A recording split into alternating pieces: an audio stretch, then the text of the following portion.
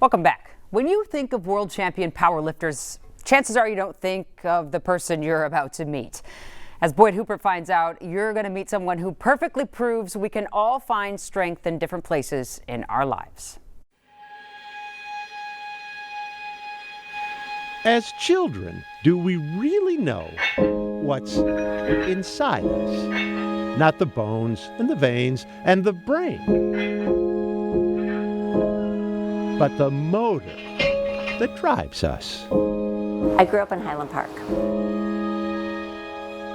Even looking back, There's 7 kids in my family. Kathy Casper Yeah, we had a big family. remembers Nothing. Nothing. nothing Nothing.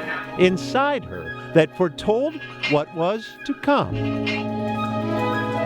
Not as she married and raised 3 kids, not as she worked as a mental health nurse, pushing 60. It was after my marriage ended and I was pretty lost.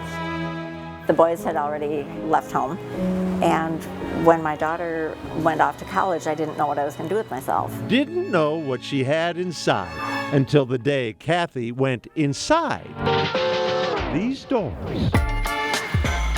We're at Los Campeones Gym on Blaisdell. Trainer Tyler Caldwell All right. remembers the day 6 years ago All right. when Kathy first laced up. Oh, last hole on the belt. Okay, you better go eat. Now weighing in at 120 pounds. These are 45, so this bar will be loaded with 135 here. When she started, she couldn't even pick this weight up. Nope. I couldn't even squat the bar. If I would have said grab that weight, she would have looked at me and just laughed. No one is laughing Start. anymore. Right. Good. Kathy's 100 times stronger than she was 10 years ago. And not a lot of 65-year-olds can say that. Nor can many 65-year-olds say Stay tall. their relentless training has earned them multiple Minnesota powerlifting records. Strongest deadlifter in the state for her age and weight. Kathy joined a gym to lose a little weight, Kathy's very inspiring. only to become It's unheard of. a big deal. Kind of cool. When Kathy earned the right to represent her country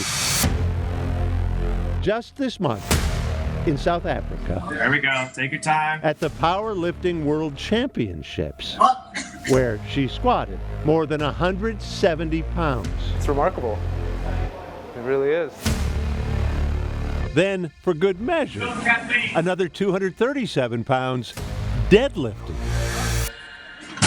by 65-year-old, 120 pound Kathy. I think I unlocked something. Never in a million years did I think I would do this. That's something Kathy found inside, USA's Kathy Casper. propelled her to the silver medal position at Worlds. I think she's got more in the tank. Yeah. She's just getting warmed up. I honestly think she's going to be stronger at 70 than 65. Whatever's in there, still hiding, rest assured, Kathy Casper's still We love you! finding. It's never too late. Boyd Hooper, KARE 11 News, Minneapolis.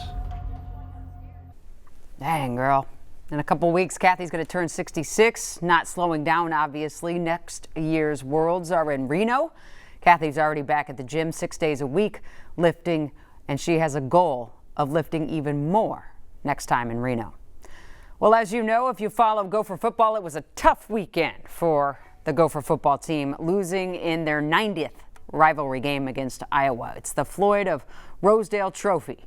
That's the game, and it now sits with the Hawkeyes, but it's been exchanged between the teams since 1935. But there is a remarkable, important history behind the why of that trophy, and Danny Spiewak can tell you all about it. For 90 years, Minnesota and Iowa have competed for a trophy known as the Floyd of Rosedale. I love the rivalry of that game. Kenneth Foxworth played for the Gophers from 1976 to 1981. First time I saw this big old pig, and I was like, man, this is huge.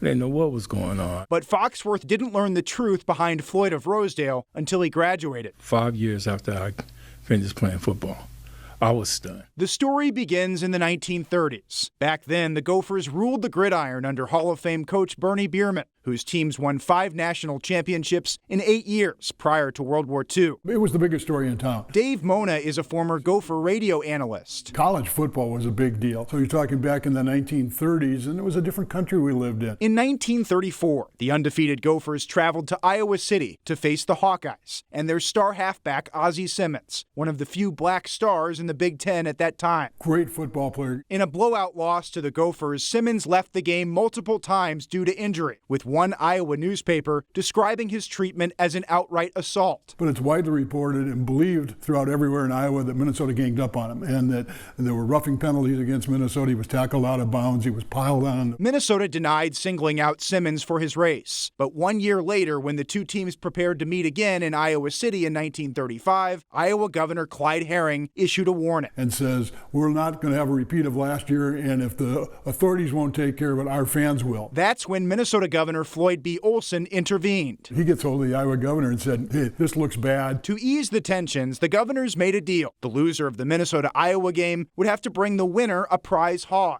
In 1935, the Gophers won the first bet. The governor from Iowa brought this big hog all the way to the state capitol in St. Paul. They named the hog Floyd of Rosedale in honor of Governor Floyd Olson and Rosedale Farms, where the pig came from in Iowa. After that pig died, the two teams continued the tradition by trading a bronze replica of Floyd. And it's been going on ever since. But 90 years later, the story of Ozzie Simmons remains all too obscure. Do you wish the school would acknowledge the Ozzie Simmons incident more? I truly do. I really believe that, once you understand the history, then you understand why you're doing this. We need to be in a position of making sure that people know about Mr. Simmons, so that his name can live on for the next generation. Danny Spiewak, KARE 11 News.